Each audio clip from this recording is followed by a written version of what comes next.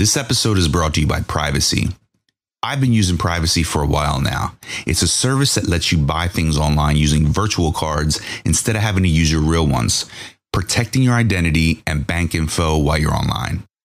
Right now, new customers will automatically get $5 to spend on their first purchase if you go to privacy.com/barcode to sign up.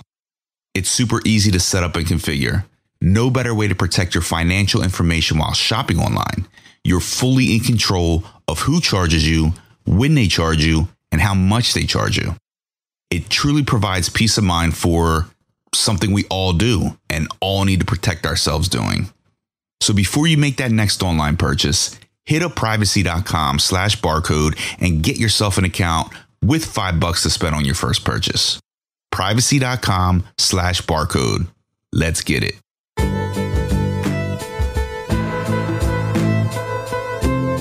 You're listening to the BarCode Podcast with your host, Chris Glandon, serving cybersecurity straight up with no chaser. Let's hit the bar and grab a drink.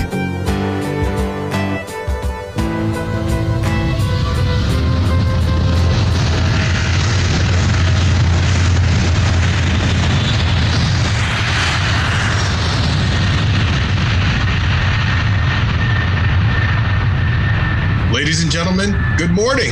Welcome aboard Airware Flight 0101, nonstop to Cyber City. This is your flight captain speaking. Please notice the seatbelt sign has been turned on. Please ensure it is locked properly, along with your phone, laptop, and any other electronic devices that require you to log in. As always, we anticipate a smooth ride, although there is always a chance of unexpected turbulence. We will do everything possible to minimize that risk, but in the case of that situation, be advised there's a barf bag in the seat back pocket in front of you labeled IR Plan. We wish you a pleasant flight, and we hope to see you again soon. On behalf of all the crew, thank you for choosing Airware as your trusted airline today. Yo, Chris, I hate flying. I should be a barcode, feet on the ground, serving real drinks. Not these weak $20 airplane bottles. Relax, man. We're on vacation. You know BoozeBot is holding it down for us anyway, so there's nothing to worry about. Yeah, I guess you're right. Speaking of worrying about it, how safe are these things, really?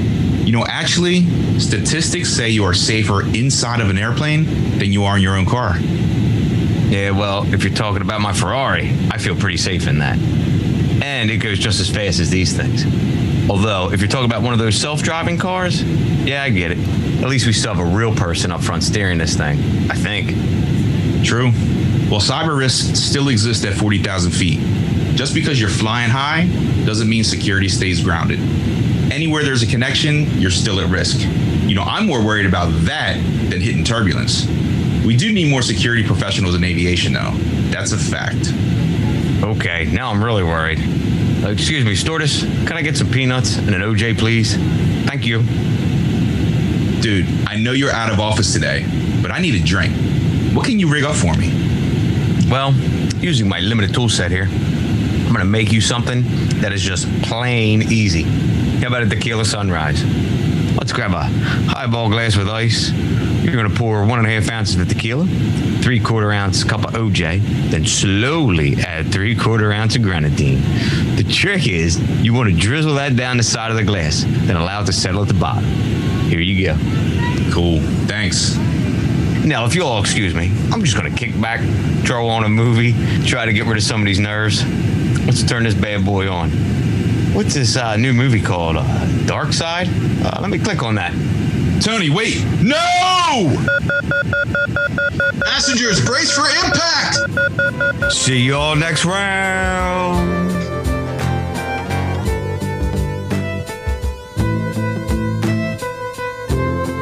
Martin Pacher is an airline pilot, telecommunications engineer, and cybersecurity expert. Hey, Martin, welcome aboard BarCode, man. Hi, Chris. Thank you for having me. Nice to be here. For sure, man. So first, let's just talk about your background. How did you get interested in aviation, and when did your interest in cybersecurity occur?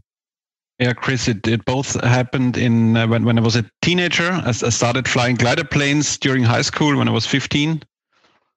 and worked my way up then to being an airline co-pilot, which I'm right now. And quite at the same time, I started tinkering with electronics and walkie-talkie radios, radio controllers, and all that stuff. And at those stages in the 19th, you had to connect through an analogous modem to the internet, and I was tinkering with that. And a couple of years later, I started stealing Wi-Fi from my neighbors, and that's when I got started with it, and also learned to code a little. But I'm not an expert in coding, but still can grasp it. When you're flying gliders, there's really no onboard electronics, right? So when you started flying planes and learning how to fly aircraft, is that really when your curiosity for electronics and coding kind of came into play because you were dealing with it more? Or was it just sort of a hobby that you got into and an interest that you had that wasn't really directly related to flying? At first, it wasn't. So I kept doing it as a hobby. But when I saw how especially the larger airliner style aircraft, how they operate, how they use GPS for positioning, the flight management system, computers, and all that stuff, and I got curious very early what might be possible, how to tinker with it, and where the vulnerabilities lie, and that's basically when my interest started. And then when I already was an airline pilot, I started a distance learning study program, did a bachelor's in electronics and a master's in telecommunications technologies. And to put that knowledge into practice, I tried to apply it on the avionics and airline side, starting with the navigation systems. And it became obvious pretty quick that it's a mess and a lot has to be done. It's a lot of old legacy technology. We're dealing with it, and most of those components haven't been designed to be interconnected with each other. So there's a lot of new ways of interactions between legacy components and modern internet style networking, and that's basically when my interest started into that topic. So in security, we've been getting hit hard with supply chain attacks. And I assume this is a concern for you as well when you think about the digital components within the aircraft. That absolutely concerns me. There's a lot of companies involved into building an aircraft, and it's in a very international industry. There's computer parts coming from all over the world and built together at Airbus or Boeing or whatever manufacturer. And also during the life cycle of an aircraft, a lot of spare parts are sent around the world when they are quickly needed somewhere. And I think there's a lot of possibilities for someone with a malicious intent to tinker with it or to take those parts on their way when they are sent through DHL or UPS or whatever company. And I think it's easy to get a hold of a component and tinker with it and then put it back. And also those engineers, those who are replacing the parts, they not all of them have received proper cybersecurity training. So when they apply software updates, for example, they're supposed to manually compare a hash code, and that's pretty much it to ensure that the proper piece of software has been uploaded to a component. So there's many vulnerabilities, I think, along that supply chain where you can put malicious code onto computers or whatever. Interesting. So can you give me an example of some of what those digital components would be? When I think of them, I'm thinking of, GPS systems, but what other connected components would you typically find in an aircraft and specifically in the cockpit? Yeah, the GPS is a good start, but that's a technology that's very well known, and also the weak points of it are known. But when it comes to flight control computers, those black boxes that convert pilot inputs or autopilot inputs into the actual commands, which move the surfaces to control the actual plane, or the engine controllers, that's all parts we don't know a lot about it because there's not a lot of public research going on. It all happens behind closed doors with the manufacturers. So the pilot community and the cybersecurity community, we don't know a lot about what's going on in those pieces of computers. And they're all interconnected through legacy buses, so-called AirRink buses. And if you're onto that bus, there's no authentication going on. So and it bases on trust. So if you get a hold of a component which is connected to the buses, you basically have an open door to all the components. Very interesting. And, from a passenger standpoint, I always think of, the onboard in-flight video entertainment system. Is that somehow connected? Are you aware of how that infrastructure is set up within the aircraft, or would it be more difficult for someone to get into the more critical aspects? That's a good question. Good that you bring it up. Those in-flight entertainment systems, most of them are retrofitted from different manufacturers. And I know of about one system which still runs on Windows CE, which is like 20 years old or so. I would assume it's quite easy to get into that.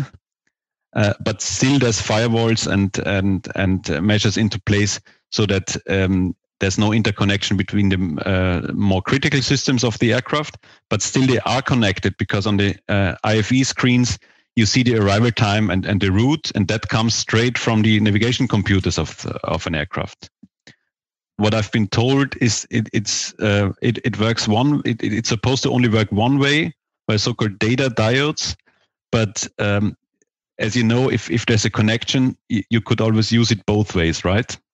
And even if you can't, it's still an issue because imagine you'd be able to control the in-flight entertainment system. You could play out videos on all the screens and cause a lot of panic and fear on board of an aircraft without even accessing the more critical parts.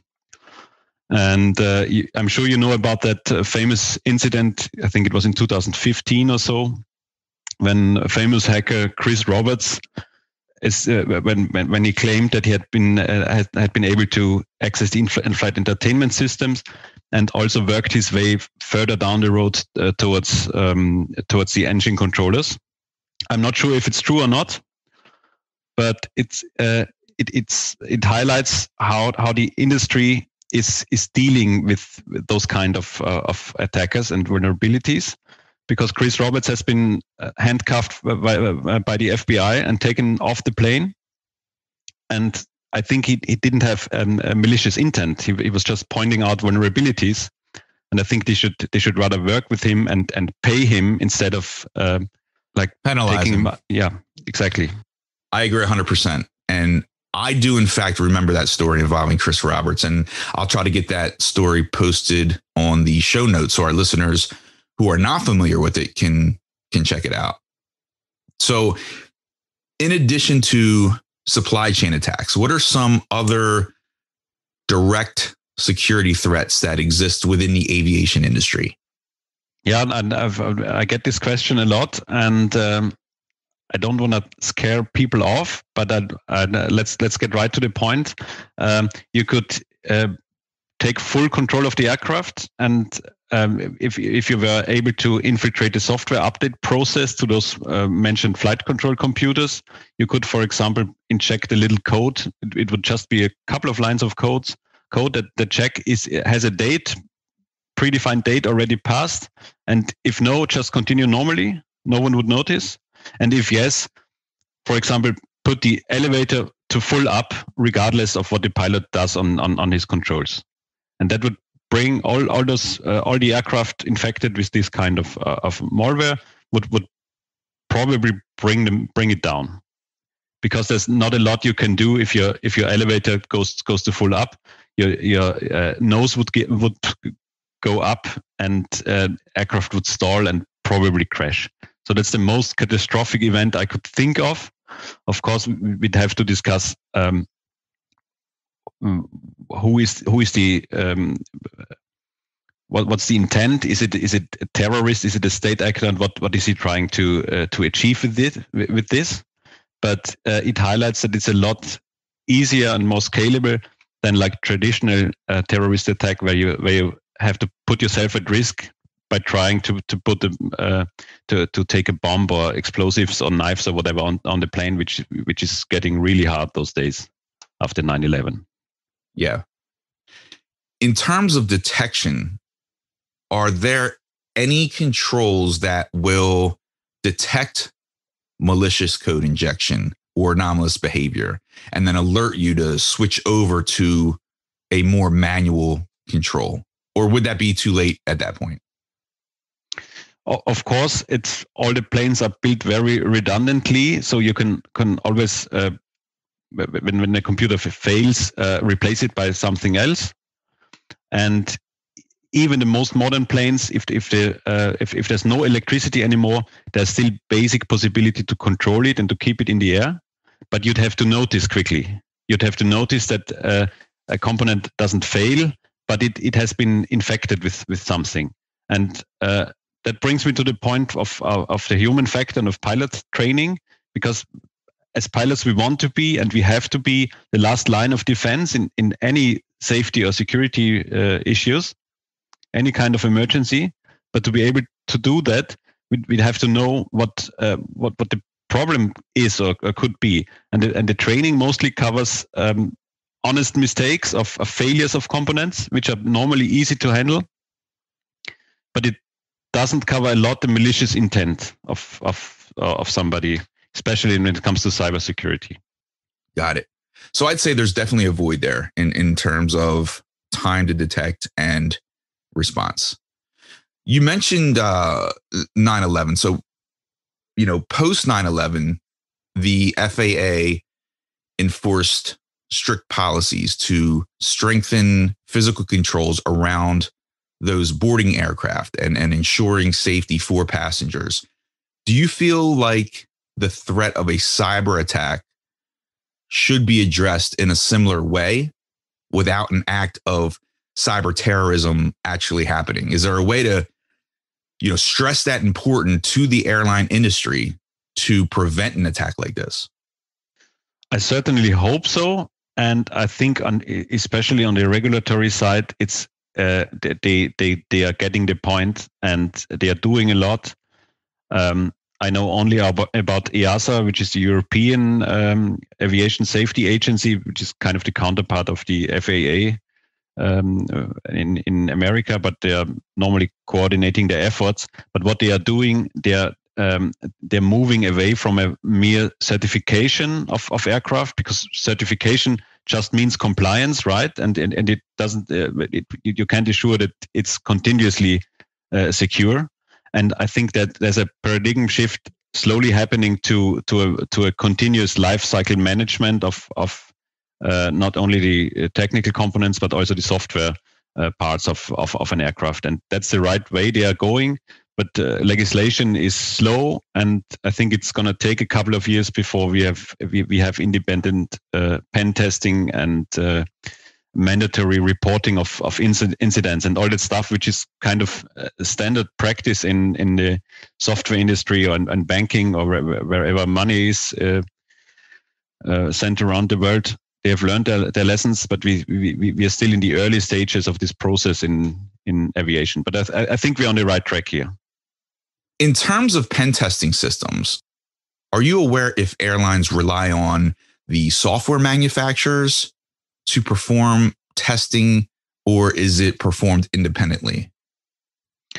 I'm sure the manufacturers do it, but they don't talk about it a lot. So it all happens behind closed doors, and they just claim that their products are safe and secure and certified, and don't share the information.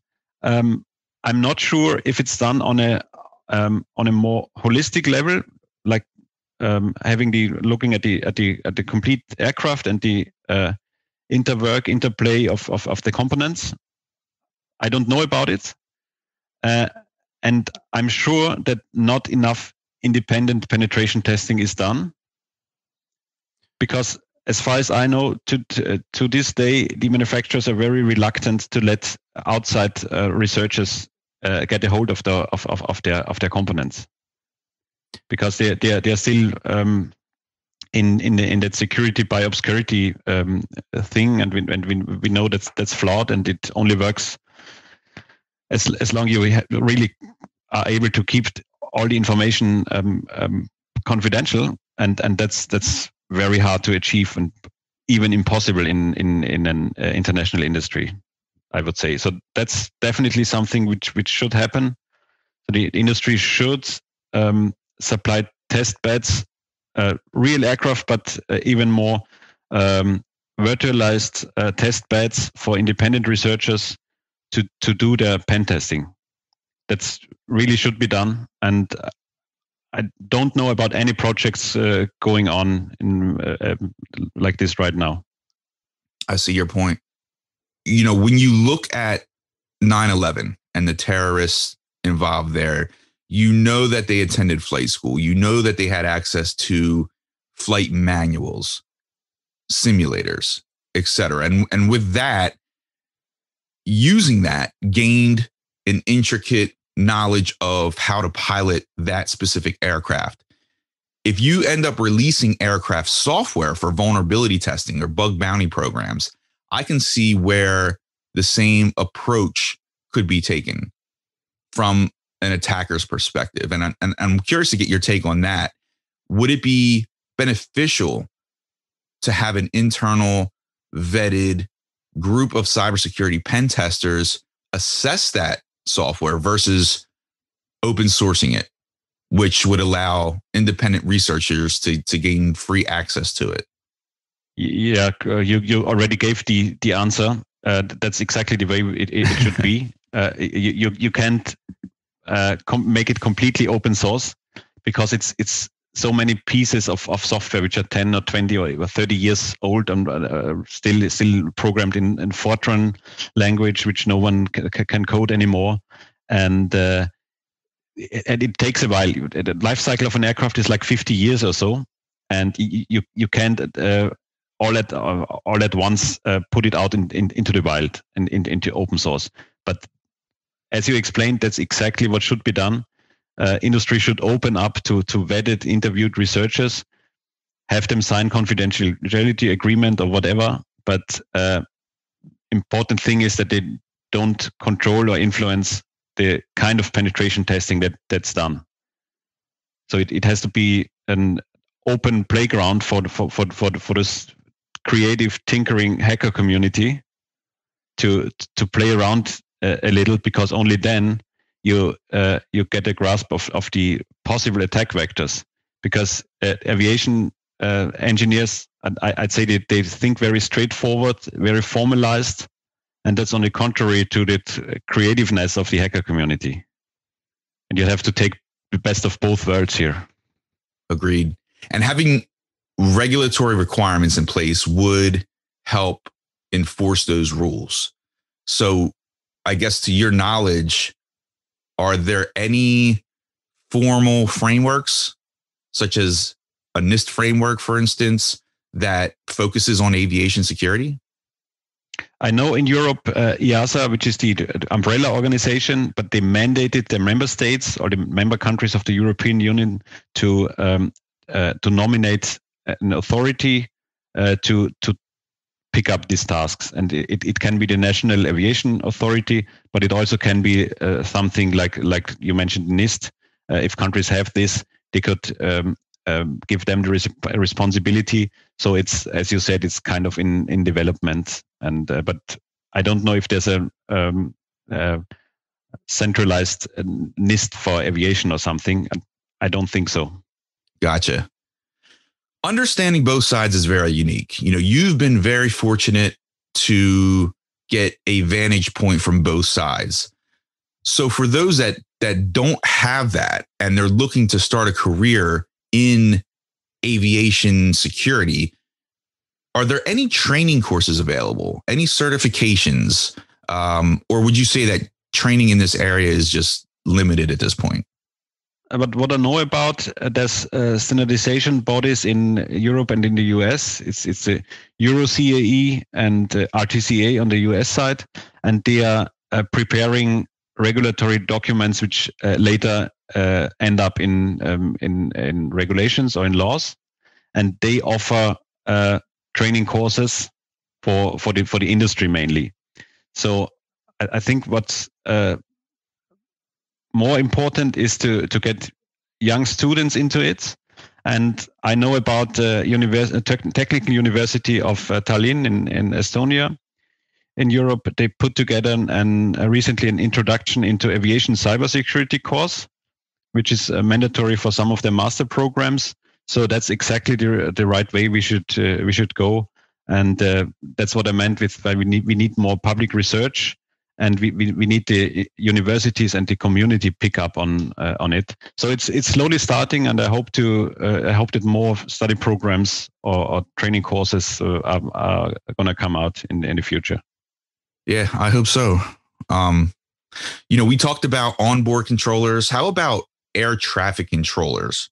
So, what are your thoughts there in terms of technology pilots use to communicate with those on the ground? And have you noticed vulnerabilities or weaknesses there that could be detrimental? Absolutely. So the most basic communications link between pilots and air traffic controllers is still very high frequency VHF voice communications, just like a normal radio in about the 110, 120 megahertz range.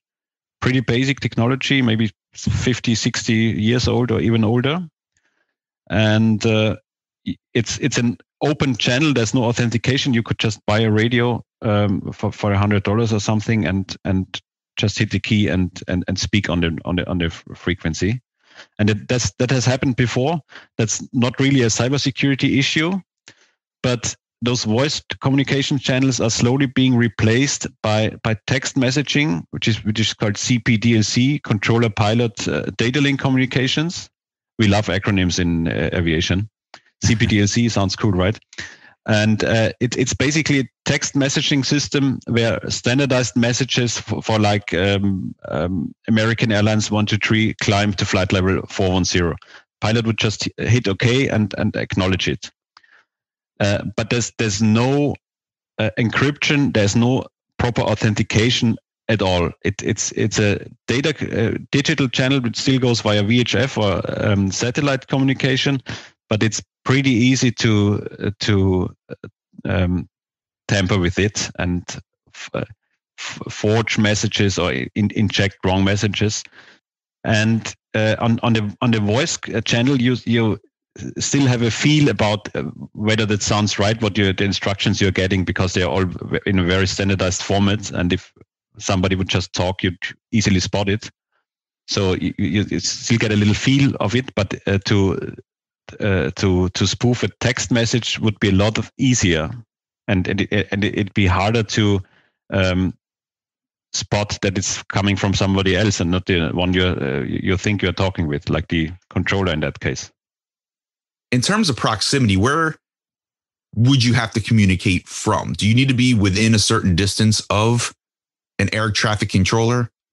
You have to be in a certain range for the VHF channels. It's like 150, 200 miles or so.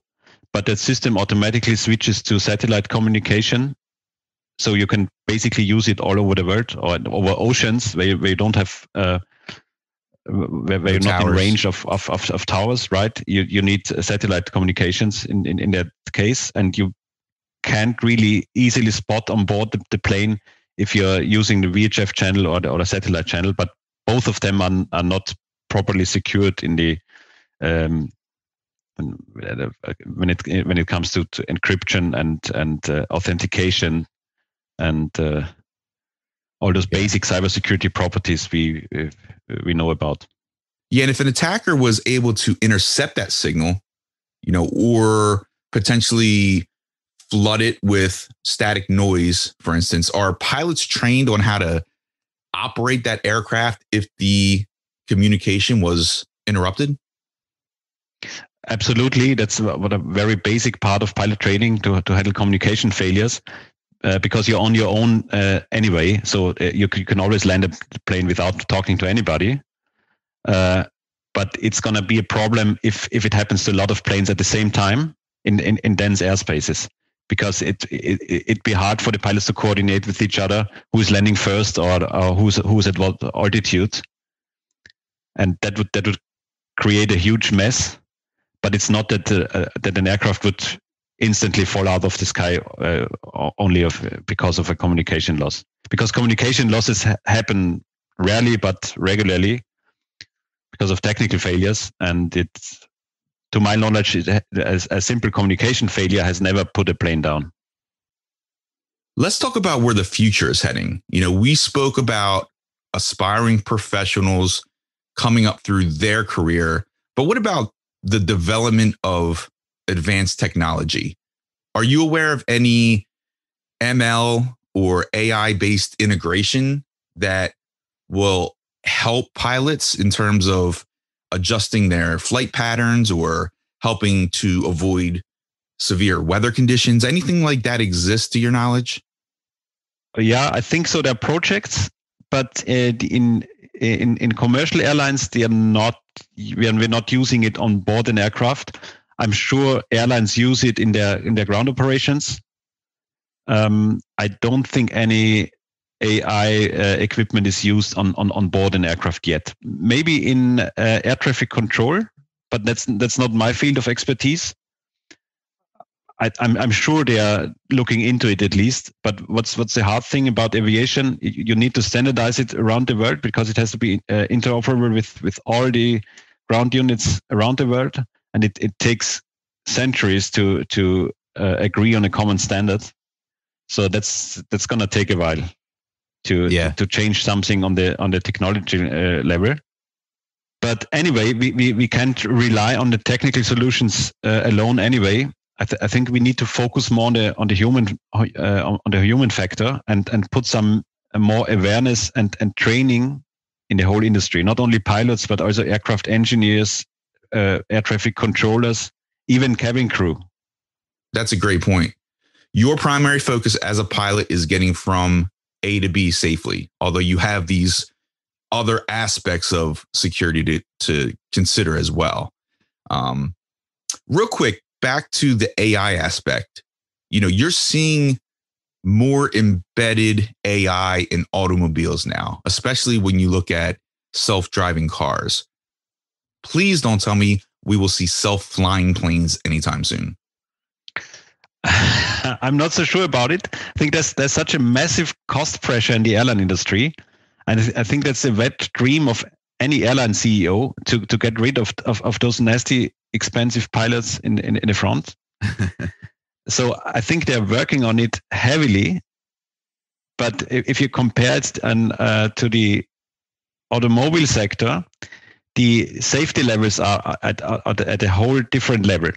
Because in airline, we have safety at around a fatal accident every million of flights.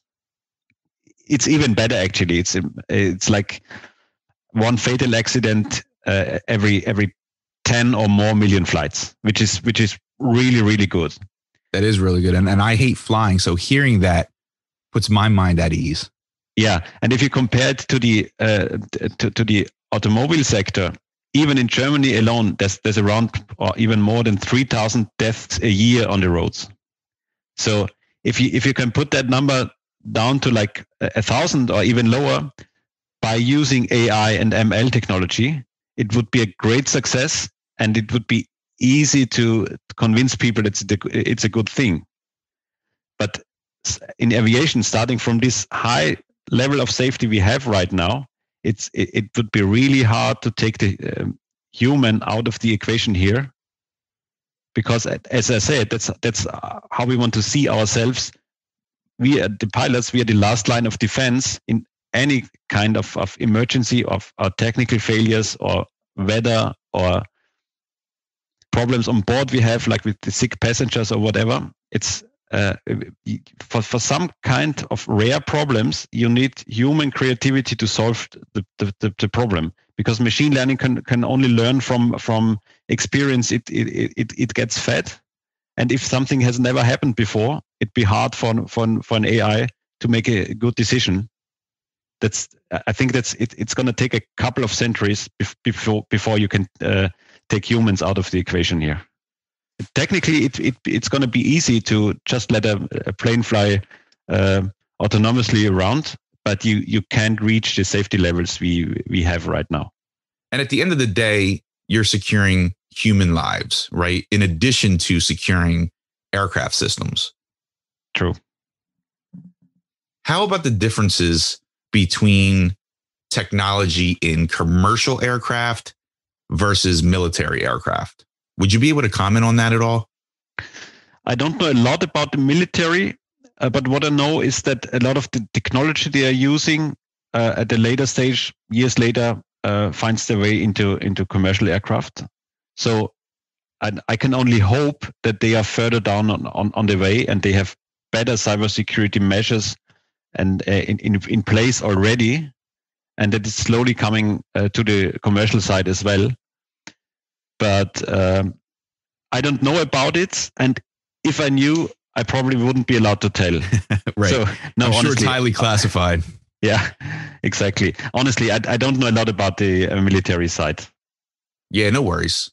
So has anything ever happened to you specifically in terms of signal interruption or tampering of electronic devices during any of your flights? And if so, would you mind sharing that story with us? Sure. So gladly, nothing really bad hasn't happened yet to me. Not even a cyber attack by definition. But it has happened to me that the GPS has been blocked or failing, which is no problem at all, because the aircraft would just continue on the heading or maintain altitude, and we have other means of navigation. No problem at all. But on this one flight to Egypt I had a couple of months ago to Cairo, I'd assume that has been spoofing and spoofing attack, not particularly on my plane, but maybe somebody playing around with a GPS spoof or GPS simulator, because it happened to me that my navigation display in front of me was jumping around by 100 or 200 miles, while the flight management system, which feds the data into that navigation display, was still showing me high accuracy of about 0.08 miles merit circle. So computer was basically thinking it was 200 miles away from the place. It was easy to spot because the map was jumping back and forth. So probably the signal was weak or something. It was easy to handle. Captain and me, we just reverted to the basic modes, just put the autopilot onto heading and maintain altitude mode. We did not even have to switch off the autopilot, but it was interesting to see what could happen. And if you just put some malicious intent on top of it, you could spoof an aircraft to only slowly, gradually changing its course without the pilots even noticing. So I don't think it has happened yet, but it's for sure it's a possibility. That's scary.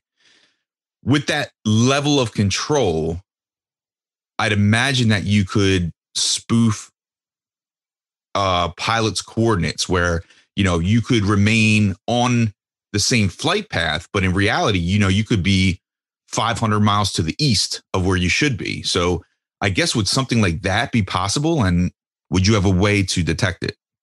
I think it could be detected. It would take a while, but in cruise flight, it's not a big of an issue, because you would take alternative means of navigation and just correct your course. I think the problem is on approaches and on landings, and on more and more airports, they rely solely on GPS for navigation right down to the runway. For landings down to a visibility in fog, like maybe 1,000 feet or something, and just a 0.1 mile offset would be enough for the aircraft not to hit the runway, but the building on the airport. and that be only seconds to spot it. I think that's where the most risk lies on landings in bad weather with bad visibility. Gotcha. Now, when you're flying, do you have a radar to see aircraft that's flying around you? Yeah, a very basic one. It's a collision avoidance system. You can see the proximate position and altitude of aircraft around you. And they're slowly implementing something more, which uses the actual GPS positions of other aircraft and puts them onto the display in front of me relative to my position. But we're not supposed to rely on it too much. Gotcha. It's just to complete the overall picture. It's not accurate and not reliable enough yet to make any decisions for collision avoidance for the pilots yet. It's okay. More of a situational awareness thing at this point. So if that were to be taken offline for whatever reason, it wouldn't be a huge risk for you. Not to the pilots themselves, but I assume if someone would tamper with that system, it would also impact the air traffic controllers' view of their airspace, and that'd be more of an issue than actually to the pilots. Right. That makes sense. Do you have any insight into onboard payment systems and how that works? So say I want to purchase Wi-Fi or maybe a drink using my credit card. In terms of protecting my PII or credit card numbers of a passenger, do you have any, architectural knowledge there or thoughts on, the risk of payment processing on board?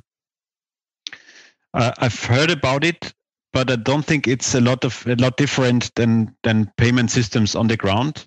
The only issue that could arise on board an aircraft is that connectivity is lost, and they can't make sure that you are the proper card holder or that the transaction is authorized.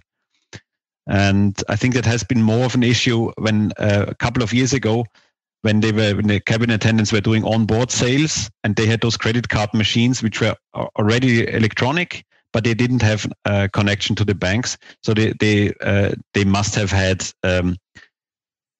just static lists of stolen cards or something. So they had no proper way of authenticating a payment in real time, and there has been some issues with that.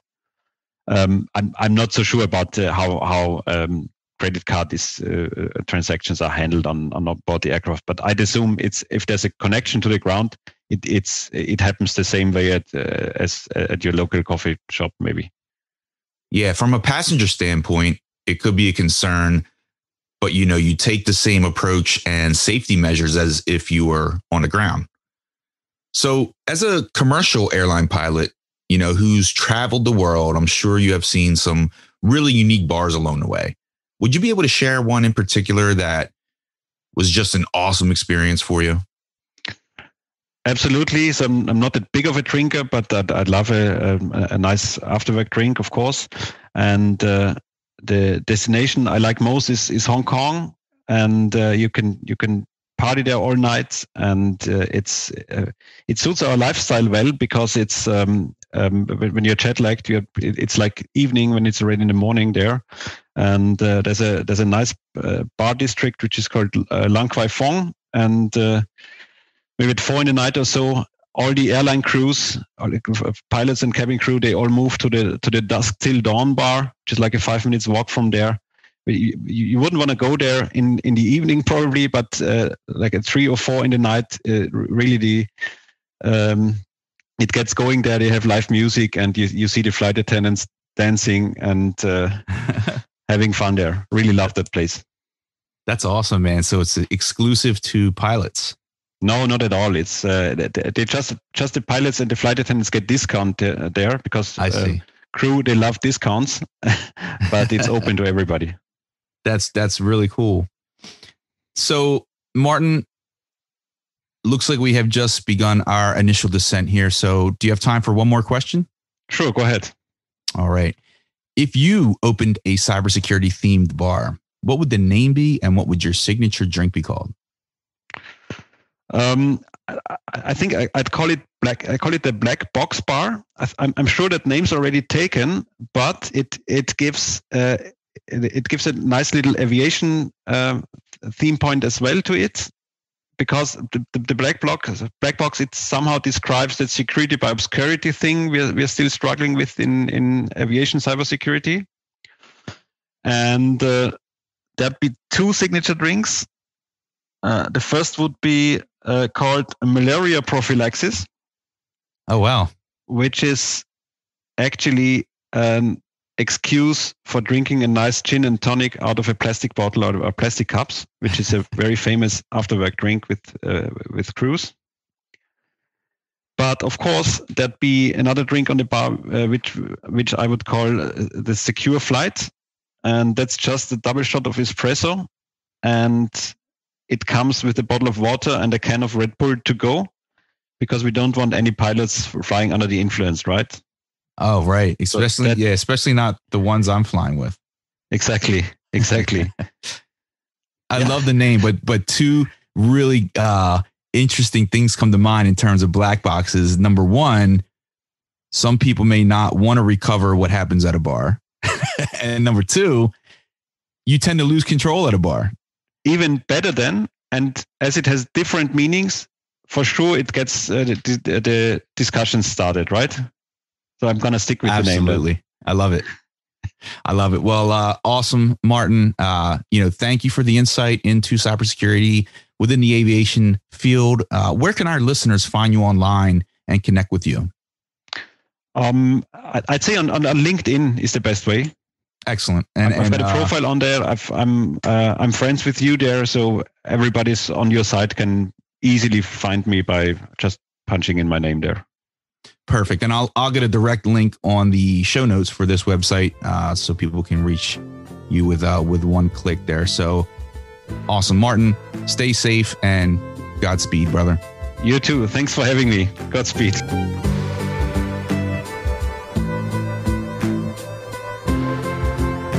BarCode patrons, if you like this episode and would like to support the podcast, rate us on Apple Podcasts and visit our Patreon site, patreon.com/BarCode podcast.